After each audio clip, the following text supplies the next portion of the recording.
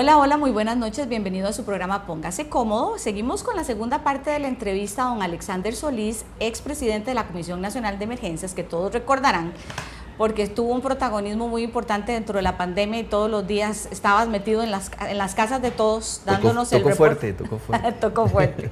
Pero antes de irnos a todo lo de la pandemia, quedamos contando la historia un poco de tu origen, realmente pobre, sencillo, con una mamá y una abuela que te criaron, pero también te tocó como parte de esa niñez difícil, de pocos recursos, emprender también el tema del trabajo, coordinarlo con el estudio. Trabajabas de todo, hacías, cogiste café, cuidaste chanchera, o sea, de todo. Sí, bueno, en el segmento anterior, el día anterior hablamos de lo brava que era mi abuela, ¿verdad? Y entonces, desde muy chiquillo, ella como que no toleraba que uno no estuviera haciendo nada. Entonces me ponía a chapear el lote en el que alquilábamos, a pesar de que se supone que alguien podía hacerlo, porque nosotros alquilábamos la casa, pero bueno. Entonces digamos que yo me acostumbré a ese trabajo. Después hay una persona, este tema de la historia de las chancheras es vacilón, porque hay una persona que es reconocida en Santana, un dueño de una porqueriza. Ahora tiene un emprendimiento muy famoso, que es la Chicharronera Corrales. Ajá. Fernando Corrales era amigo de la familia, y entonces Fernando Corrales era famoso en ese momento porque él tenía un Land Rover que le andaba con una carreta donde jalaba los desperdicios, llamábamos, ¿verdad? Que era todo lo que sobraba en el matadero de pollos, ¿verdad? Sangre, vísceras de pollo y demás. Él recogía todo eso y hacía un combo con alimento, con concentrado, con bananos, guineos y demás, para alimentar a los cerdos. Así era como los alimentaba. Y él iba entre las 7 y las 9 de la noche, iba a recoger eso a San Antonio de Belén. Entonces yo me guindaba ahí con él, ¿verdad? Y eso implicaba manipular esa cosa, y era una hediondez. Una hediondez, de hecho, sí. Cuando Fernando pasaba por el centro, todo el mundo hacía, ¿verdad? Va Y se Fernando, tapaba la nariz. ahí va Fernando, decía Y yo todo me el mundo. guindaba de fiebre para andar, y yo no sé si era para andar en carro o qué. Entonces me acostumbré a hacer, y por la nota de la Cruz Roja también me acostumbré a hacer mucho ese trabajo sin paga, ¿verdad? Yo lo hacía para aprender, también necesitaba a veces que me pagaran. Entonces, por ejemplo, hubo una construcción al lado de la casa donde vivía con mi abuela, una construcción de casas de clase media, clase alta. El esposo de mi tía Lorena, era hijo de un constructor, de un contratista famoso en Santana. Mi abuelo también era un contratista famoso de construcción, mi abuelo paterno. Y entonces yo fui y le pedí trabajo a Guillermo, y Guillermo me dice, hey, sí. Entonces empecé como en 6º grado, 7º año, 8º año de colegio, a mezclarme, a hacer cosas ahí en la construcción, ¿verdad? Jalar bloc, zarandear arena. Y recuerdo que en vacaciones, por ejemplo, unas vacaciones, trabajaba toda la semana y me pagaban como 30 colones, una cosa así, y me los comía en confites, ¿verdad? Pero me los ganaba. Y también cogía café en vacaciones, de familias amigas de mi abuela. Mi abuela lavaba ajeno, ayudaba en casas, ¿verdad? Para poder subsistir. Ella le llevaban ropa, o a veces iba a las casas a lavar. Y entonces había algunas familias que tenían fincas o que tenían producción, que le daban trabajo a uno, ¿verdad? Y así fue como trabajé, cogiendo café, cuidando chanchos. El tema de los chanchos, también tuve trabajo los domingos. El muchacho que cuidaba la chanchera de Fernando Corrales, que atendía esa porqueriza, le daban libre el domingo. Entonces yo el domingo me iba a las 5 de la mañana a la chanchera a lavar los chiqueros, a darles la comida a los cerdos que se había cocinado el día anterior, y a dejar cocinada la comida del lunes. Imagínate. Y a las 10 de la mañana ya venía para la casa.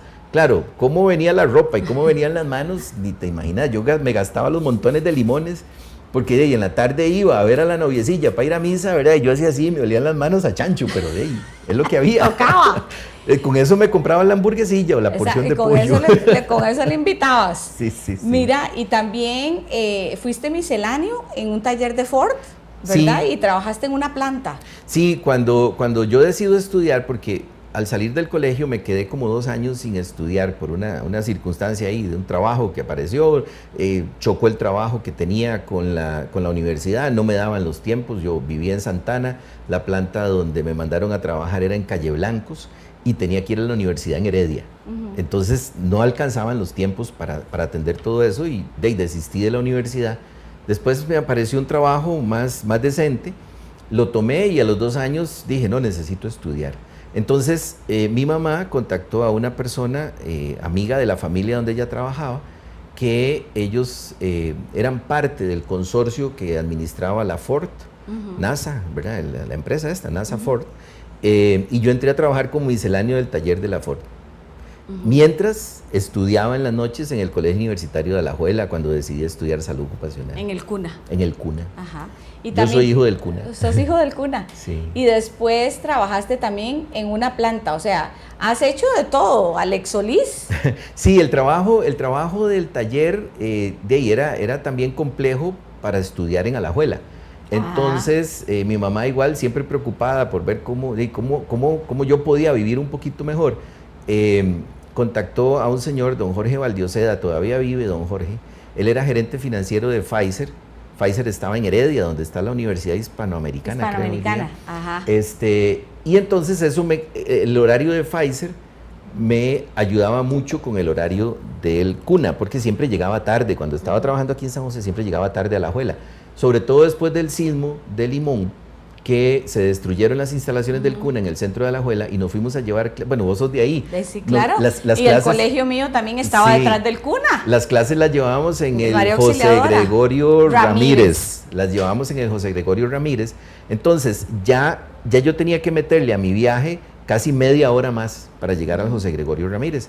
Entonces entré a trabajar en la planta de Pfizer, era una especie yo creo que era una especie de auxiliar de operario, porque yo no era ni operario. A veces me mandaban a lavar los trastos de la formulación de los medicamentos, otras veces me mandaban a empacar pastillas, otras veces me mandaban ese trabajo sí era bastante sucio, que era la división veterinaria. Ajá. Se llamaba premezclas y ahí me tocaba mezclar cosas y demás y empacar alimentos y cosas de ese tipo. También era un trabajo de hondillo a veces, ¿verdad? Porque los concentrados de animales no huelen muy rico. Y bueno, así fue como hice mi diplomado. Ajá. En el CUNA. Cuando terminé el diplomado, tuve la suerte de que el aula CIT, un montón de propaganda vas a tener que cobrar aquí, sí, ¿verdad? Sí. Tuve la suerte de que ULACIT había hecho un convenio con el CUNA para formar profesionales en salud ocupacional de nivel de bachillerato y licenciatura, porque la carrera no tenía ni bachillerato, ni licenciatura, ni ingenierías como tiene hoy día. ULACIT fue la primera universidad que se interesó por llevar nuestra carrera al nivel profesional. Entonces yo tuve la suerte de terminar mi diplomado en 3 años, de hacer el programa del CUNA, y pasar a la ULACIT 2 años y medio más. Entonces yo el bachillerato. Para el bachillerato y licenciatura. Yo tengo una carrera de 5 años y medio sin perder materias a bloque completo, de casi como una carrera de medicina, exactamente, ¿verdad? Para obtener la licenciatura, porque cuando ULACIT hace el convenio, dice, bueno, ustedes son muy técnicos, porque tienen 90 y pico de créditos universitarios de materias técnicas, pero no tienen todas las humanidades y las administrativas que deberían de tener. Entonces nos toma 2 años y medio más y salgo como la primera generación de licenciados de salud ocupacional. Un tema interesante es que cuando llegamos a ULACIT, entramos a recibir clases hasta con nuestros profesores del CUNA. Sí, imagínate. Entonces hicimos un grupo sumamente unido porque comenzamos a construir cosas ya en el nivel profesional para el país. Ajá. Y bueno, ya después te sale una oportunidad en el Ministerio de Salud, sí, ¿verdad? Y entonces ya empezás a meterte ya en las instituciones estas hasta que digamos que tenés un paso también por la Comisión de Emergencias. Sí, ahí digamos siguen apareciendo los ángeles, ¿verdad? Que yo llamo, porque vamos a ver, mi abuela, mi primer ángel, mi prima es ángel también porque me cuidó. Hay un tiempo en que mi abuela se enferma y tengo que irme a vivir con mi tía. Mi tía trabajaba muchísimo también porque mi mamá y mis 2 tías son heroínas, son mujeres solas que han criado a sus hijos prácticamente solas. Y entonces mi prima se convierte en mi cuidadora, como 5 años mayor que yo, pero tenía que cuidarnos a mis primillos y a mí. Después, Fernando Castro, todavía recuerdo el nombre de él, es mi supervisor en Pfizer y él me ayuda mucho. Durante los exámenes y demás, él me cambiaba el trabajo, me cambiaba los horarios para que yo pudiera estudiar. Cuando yo entro al Ministerio de Salud, ahí encuentro otro de mis ángeles, que es Roberto Castro Córdoba, lo conoces, ¿verdad?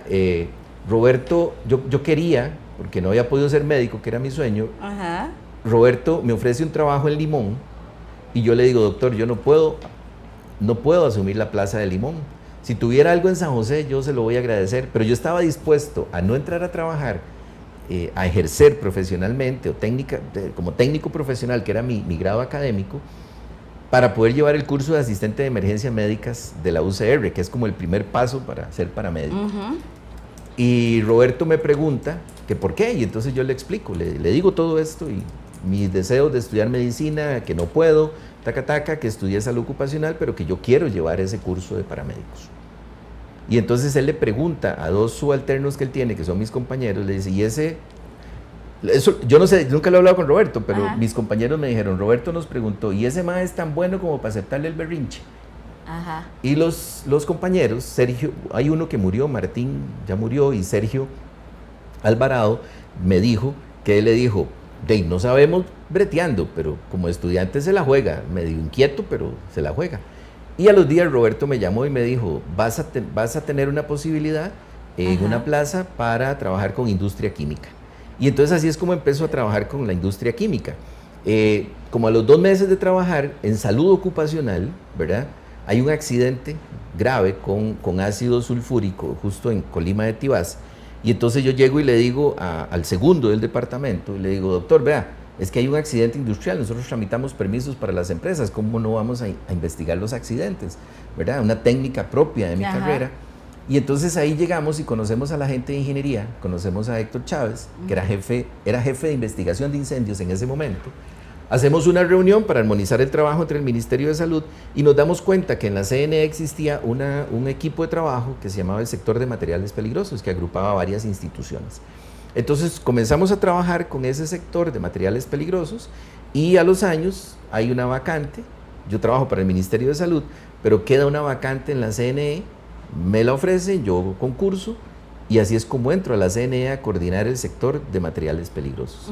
Y ya después ahí uno comienza de bombetín a hacer de todo, ¿verdad? Porque después vino el huracán César en el 96.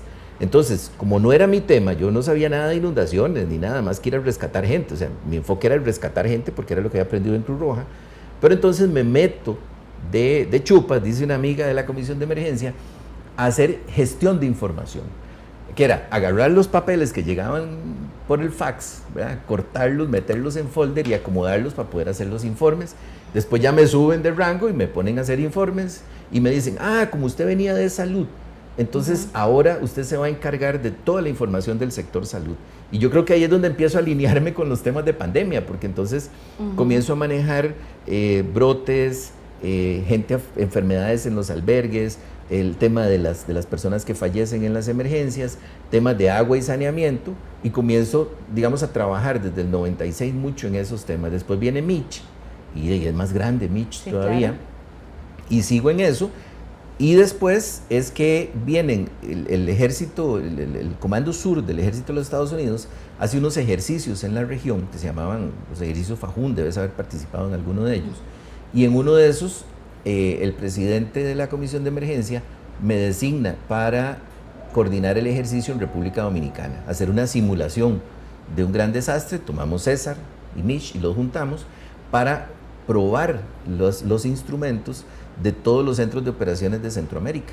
Y así es como me meto en la parte de operaciones, y en el 2003 don Luis Diego Morales dice, bueno muchacho, le toca asumir la jefatura de operaciones. Bueno, y es ahí cuando ya sos jefe de operaciones que te empezás a relacionar con los medios, ¿verdad? A darnos entrevistas y a convertirte en el vocero, digamos, el bombetín oficial. Incluso hay una foto ahí, Gato, que si la podés buscar dentro de todas las que nos mandó Alex, para que estamos los dos, que te estoy entrevistando. Carajillos. Sí, ahí está. Veme, Juventud Divino Tesoro. Además, los dos teníamos como la mitad de los kilos. Muchos kilos atrás. Muchos kilos atrás, muchos años atrás, y ahí está. No, tengo pelo negro. Sí, imagínate. Y tenía el pelo corto y yo súper corto ahí, pero yo me reconocí, aunque no se me ve la cara, porque me acuerdo de la blusa y todo. Sí. Y dije yo, mira esa foto que me mandó Alex. Eso es 2004. Eso es 2004. No, perdón, 2005. Okay. Enero del 2005. Sí, y eras nuestra fuente oficial siempre ahí en la Comisión de Emergencias. Me hiciste pasar un momento terrible ahí. ¿Por qué? Porque ese es enero del 2005, Ajá. con las inundaciones que ocurrieron entre enero y febrero del 2005. Y en esas inundaciones, a Canal 7 se le ocurrió proponernos hacer una campaña que se llamaba Un rojo por un hermano. Un rojo por un hermano. A doña Pilar se le ocurrió esa campaña. Claro, y esa es una entrevista en la edición del mediodía. Vean que hasta hay un contraluz ahí, Sí. ¿verdad? Sí. Es una entrevista en la edición del mediodía y yo tengo entendido, por lo que usted me dijo, que doña Pilar le dio la orden de recoger los primeros recursos y arrancar la campaña ahí, porque usted me dijo, la jefa dice que me tiene que donar un rojo. Y yo metí la mano a la bolsa y sentí 2 billetes y yo decía, ay Dios mío, que sea el del rojo y que saco. Que no me vaya a salir uno de 10,000 ahí, porque... De 10,000 o de 5,000, te quedas altísimo, pero te quedaste sin almorzar. Claro, exacto, quedaba altísimo, pero me quedaba sin almorzar. Imagínate. Y entonces vos entraste, hiciste la entrada al pase, ¿verdad? Que te hacen, y me dice, a ver, don Alex, meta la mano a la bolsa, suelte un rojo. Y después te metiste en vivo al Centro de Operaciones de Emergencia, donde están todas las instituciones, a sacarle un rojo a todo mundo para arrancar la campaña. Mira, yo no me acordaba de eso. Sí, fueron 2 días. Incluso creo que a las 11, 12 de la noche, 1 de la mañana, pararon los conciertos aquí, frente a Teletica. Y ya ahí teníamos 2 furgones llenos de donativos, que recuerdo que también en la madrugada tuvimos una reunión fuerte en la CNE, porque Marco Vinicio, el jefe de Cooperación Internacional, y Rebeca, la encargada de prensa, doña Pilar y Patricia decían, agarren ese furgón, y doña Pilar, lo que me dijo Rebeca, ¿verdad? Yo no tenía contacto con doña Pilar quiere mandar una móvil y que llegue a Limón, y yo le dije, suave, sobre mi cadáver. ¿Pero por qué? Me decían, y yo, no, porque ese furgón va a llegar a las 3, 4 de la mañana a Limón. Ajá. ¿Quién lo va a abrir? ¿Quién lo va a descargar? La gente está trabajando, evacuando gente ahorita. Ajá.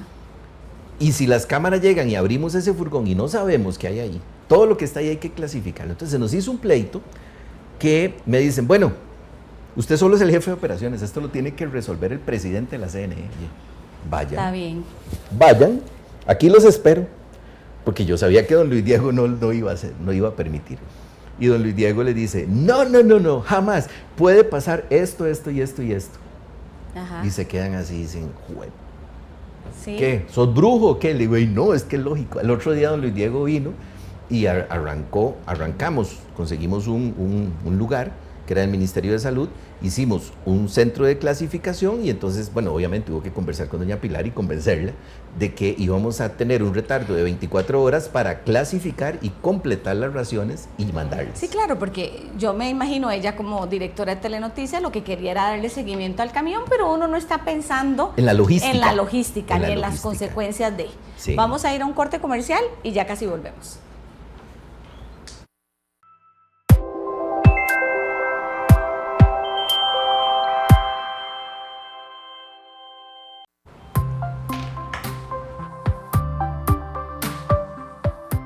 Bueno, ya estamos en la parte final de esta media hora que también se nos ha ido rapidísimo. O sea, aquí podemos quedarnos como 5 programas más, ¿verdad? Sí, yo creo. Más o menos. Sí, nos alcanza. Sí. Nos alcanza. Rápidamente, Alex. Bueno, una de las pasiones tuyas es la bici, ¿verdad? Y yo te recordaba ayer, cuando conversamos previo a la entrevista, que me atendiste una vez. O sea, yo estaba de guardia un sábado, necesitaba entrevistarte, y vos me dijiste, Diay, si venís aquí donde estoy, en el Alto de las Palomas, me dice, lo único es que ando en bici. Y andabas una camisa, o te llevaste una camisa, no sé. Te pusiste una camisa y por supuesto de la cintura para abajo no se podía ver nada, ¿verdad? Con licra todo. Sí. Y me atendiste ahí, porque esa era una de tus pasiones. Y sigue siendo todavía. Sí. La bici está colgada y de rato en rato la saco. Pero sí, nunca lo he hecho a nivel competitivo, siempre ha sido un tema. Ajá. Sí, bueno, eso es en Guatemala. Bueno, y tanta es la fiebre que yo cosas que no nos dio tiempo de hablar hoy, pero yo me voy en el 2008, me voy a trabajar a Guatemala con la OPS en un proyecto de Centroamérica y el Caribe, pero tengo que vivir en Guatemala y me llevo la bici. ¿Te llevaste la bici? Me llevo la bici y eso es un ride con los guatemaltecos en las faldas del volcán Pacayas, interesantísimo. Pero sí, recuerdo esa anécdota porque sí, justo te atendí en la entrada de la casa de mi mamá, yo creo que, no recuerdo si vivía con mi mamá ya en ese momento, pero sí recuerdo que ahí recojo una camisa. Ajá. y me pongo la camisa y le digo a usted, la única condición es que no puede haber una toma de la cintura para abajo porque no quiero aparecer en los pachos del chinamo. Qué vacilón, ¿verdad? Sí. Pero bueno, es parte Y durante pandemia, bueno, viajé en bici, sí, ajá. aún siendo presidente de la CNE, viajaba en bici 2-3 días a la semana. Rápidamente, la pandemia nos marcó y laboralmente te marcó a vos también. Uf. O sea, fue... Sí, realmente yo no esperaba enfrentar una situación de esas. No puedo decir que no había hecho algunos ensayos de preparación. Te comenté ahora, yo comencé a trabajar con temas del sector salud. Ahí estabas con Danielito. Cuando estaba, sí, cuando hubo el brote de H1N1, yo trabajaba con OPS y entonces me tocó asumir algunos temas en relación con las emergencias sanitarias. Para esa fecha, 2008 al 2011, desarrollamos como parte de un proyecto con OPS algunos talleres de manejo de emergencias y brotes, incluido H1N1, leptospira, dengue y otras, siempre desde la perspectiva de que posterior al desastre pueden haber brotes por el resurgimiento de enfermedades, nunca por los muertos, eso es un mito, pero sí por el resurgimiento de algunas enfermedades, por las condiciones físico-sanitarias. Entonces sí trabajamos mucho en eso, incluso en algún momento trabajé en términos de, cuando ejercí consultoría privada, dábamos unos talleres con AmCham para preparar a las empresas para los brotes. Pero luego dejé eso y me fui más por el lado de los incendios, ¿verdad? Que es otra pero nadie se imaginaba ese ramas. nivel. Y cuando llegó la pandemia, yo creo que lo que había aprendido todos los años anteriores, junto con una coordinación muy estrecha con el equipo del doctor Salas, y yo, ahí el tema del doctor Salas y yo, es que como somos técnicos, entonces pasábamos... De la reunión de técnicos nos pasábamos a la reunión de jerarcas, ¿verdad? No esperábamos que los técnicos nos trajeran todo, sino que conversábamos con los técnicos y nos íbamos a la reunión con el presidente, que era la reunión más política. Eso nos permitió, perdón, en el momento de decidir y elaborar el decreto de emergencia, nos permitió tomar todas las previsiones, incluida la compra de vacunas, porque si no, no hubiéramos podido comprar vacunas y nos hubiéramos quedado a la donación. Porque no había un marco jurídico para poder hacer eso. Entonces logramos ese proceso y logramos balancear todo aplicando métodos de evaluación de riesgo que aprendimos en nuestras carreras, él en epidemiología, él y su equipo con la parte epidemiológica, yo con mi equipo que tuve que reforzarme con gente de gestión de riesgos, de salud ocupacional para poder entender y manejar muchas de las cosas que tuvimos que decidir. Bueno, y otra de las anécdotas que también conservamos los dos es que te presenté a tu esposa. Sí. Y eso la gente no lo sabe, ¿verdad? Estábamos cubriendo una emergencia en el aeropuerto Juan Santamaría, estábamos esperando en la base aérea ahí unos cuerpos, ¿verdad? Que venían de un accidente. Usted estaba como periodista y yo como parte del puesto de mando como jefe de operaciones de la CNN. Ajá, y estábamos ahí sentados esperando el avión que viniera con los cuerpos y entonces le hago yo a Alex, ¿y usted qué? ¿Está casado? ¿Está soltero o qué? Dice, no, yo me divorcié hace tiempo, no sé qué. Le hago, ¿y no tuviste hijos? No. Le hago, bueno, yo también soy divorciada, sin hijos y todo, pero es que le tengo una amiga que le puedo presentar.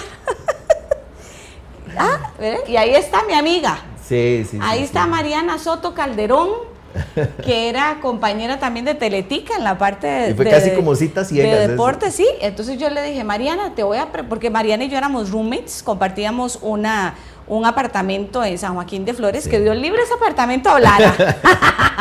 Pero bueno, fuimos las dos roommates y eso le digo, Dave, Mari, yo le tengo un muchacho que presentar y no sé qué. Entonces... En ese momento en Longhorns, en San Joaquín de Flores, lo citamos ahí. Los jueves de Longhorns. Ajá, que lo diga Jota y que lo diga Cristian Mora y todos, ¿verdad?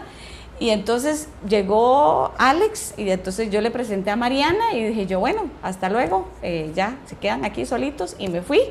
Se casaron y ahora, bueno, y nació Mariano. Y nació José Mariano. José Mariano, que acordate que en el té de José Mariano yo fui el regalo número 7. ¿Cierto? ¿Cierto? Sí, o sea, yo fui el regalo número 7, estaba en la mesa con Héctor Chávez, nunca se me olvida, y dice, regalo número 7, la siguiente embarazada, ¿verdad? Y entonces yo, y la cosa era que sí, ¿Y yo en serio? Estaba embarazada. Sí, es cierto. Y entonces, Mariano es de marzo, febrero. Es 28 de febrero. Sí, de José Mariano es de febrero y Fabi es de noviembre. ¿Verdad qué cálculo? Sí. Y entonces, sí pegó esa vaina de los, del pegó. Número 7. Sí, sí, esa parte. Y ya están grandes, ya los dos. Ya están José Mariano ya cumplió 17, 17 y Fabi cumple 17 en noviembre. Sí, o sea, ya están grandes. Ya este año se gradúa del colegio. Ya los dos se gradúan. Está en quinto.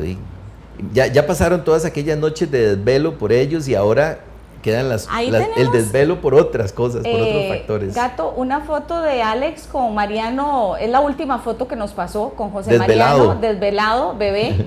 Terminemos con esa foto porque yo creo que todos hemos pasado por ese... Esos jueves de Longhorn son vacilones. Es más, buscando esa foto, ahí está, me encontré... agotados los dos, ¿ves? Casi que solo te faltó la lengua afuera igual que el bebé. Sí, vea el detalle del reloj, 10 para las 5 de la mañana. Ay, qué pecado, sí. No habíamos dormido absolutamente nada y de hecho yo lo que tengo es un cojín que llaman abuelita, porque él no podía dormir, fue la primera noche.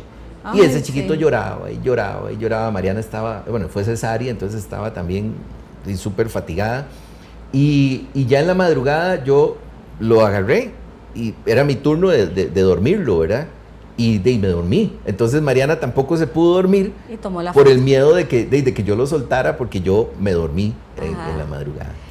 Cuando uno es padre primerizo, ¿verdad? Todo lo que yo me acuerdo, el doctor Jiménez, ahora el director del hospital de niños, es el pediatra de Fabi de toda la vida. Y cuando Fabi no dejaba de llorar, yo lo llamé, doctor, ¿pero por qué? ¿Qué le hago? Y me dice, puedes llorar 4 horas seguidas, que no pasa nada. Ajá. Y yo, o sea, ¿cómo soluciona uno? Ese día de esa foto, a las 3 de la mañana, tipo 3 de la mañana nos levantamos, nos alistamos para irnos para el hospital, ¿verdad? Porque el chiquito no paraba de llorar y no podía comer tampoco. Todo ese proceso de adaptación, Mariana tenía aquellas como así, ¿verdad? Porque tampoco él se pegaba al pecho.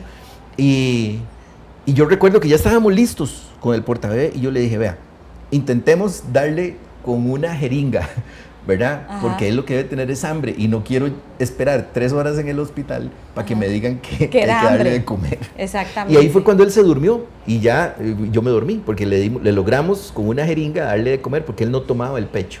Y entonces no lográbamos darle de comer. Y por eso era que lloraba el pobre. Bueno, terminamos con esta foto y con esa anécdota tan bonita de tu familia. Muchísimas gracias por haber venido, Alex. Lo disfruté montones, qué rápido pasó. Demasiado rápido y aprendimos demasiado y eso que nos faltó un montón de cosas. Aquí en el guión no contamos todo porque si no son 5 programas seguidos. Exacto, no, muchas gracias de verdad. Gracias de verdad y a usted también por habernos acompañado desde su casa. Nos vemos el próximo martes a las 8 de la noche.